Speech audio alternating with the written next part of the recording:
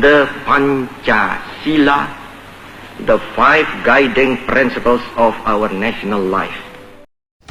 Cuplikan video tersebut dilakukan oleh salah satu tokoh yang ikut membantu dalam proses perumusan dasar negara pada tanggal 1 Juni 1945 oleh Insinyur Soekarno, di mana hingga saat ini pemerintah telah menetapkan sebagai hari lahirnya Pancasila. Terjadinya kekalahan Jepang pada Perang Dunia Kedua hingga menimbulkan gagasan terkait pembentukan dasar negara.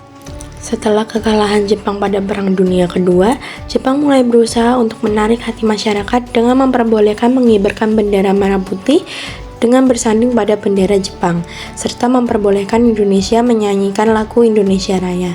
Selain itu, Jepang telah menjanjikan kemerdekaan bagi Indonesia dengan terbentuknya BPUPKI pada tanggal 29 April 1945.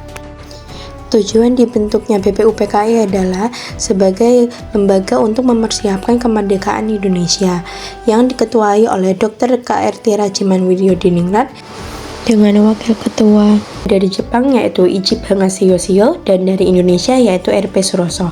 Anggota BPUPKI terdiri dari 67 orang, yang dimana 60 orangnya perwakilan dari Indonesia dan 7 orang dari Jepang. Sidang BPUPKI pertama kali dilaksanakan pada tanggal 29 Mei hingga 1 Juni 1945 mengenai gagasan dasar negara. Berikut 3 tokoh penting yang ikut merumuskan dasar negara Indonesia. Setelah proses panjangnya rumusan dasar negara, para tokoh mengusulkan agar BPUPKI membentuk sebuah lembaga kecil yang sering disebut sebagai Panitia 9. Tujuan dibentuknya panitia kecil ini adalah untuk merumuskan naskah dasar negara.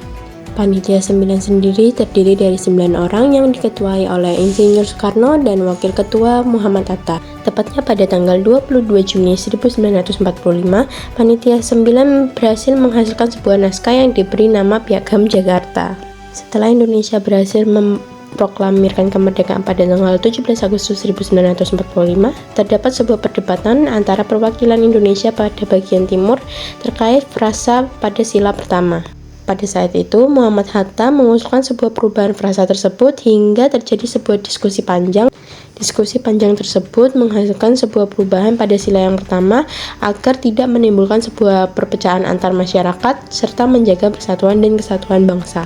PPKI dibentuk pada tanggal 7 Agustus 1945 yang merupakan sebuah lembaga atas pembubaran dari BPUPKI yang dianggap terlalu cepat dalam memproklamirkan kemerdekaan. Setelah adanya perdebatan panjang terkait dengan perubahan sila pertama pada Piagam Jakarta, hingga pada akhirnya Indonesia berhasil mengesahkan dasar negara pada tanggal 18 Agustus 1945.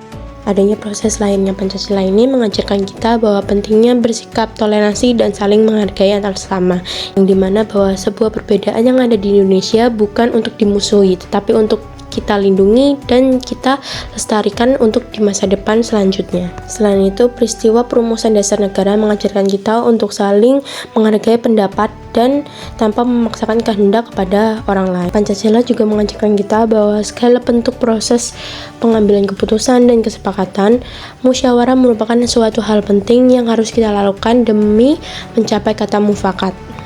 Nilai Pancasila yang paling relevan bagi generasi muda saat ini adalah mengembangkan sikap toleransi antar sesama serta adanya kontribusi secara aktif pada kegiatan pengambilan keputusan seperti rapat atau diskusi publik